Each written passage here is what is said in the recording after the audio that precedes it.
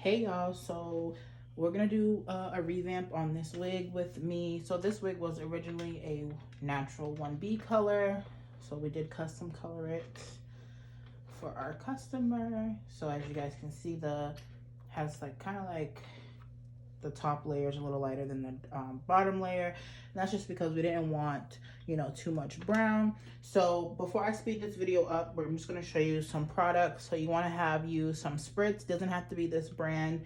A sleekening like mist, basically like an oil or like a heat protectant, and then your wax stick to do the edges.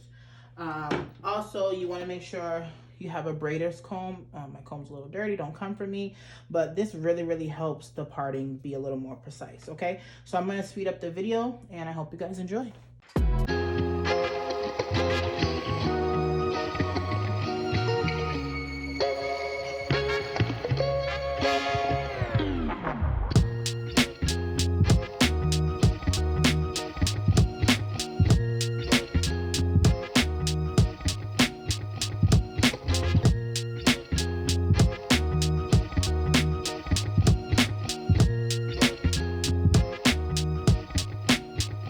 Thank you for watching. Make sure you guys follow me on all social media at TheDreyaMichelleBrand.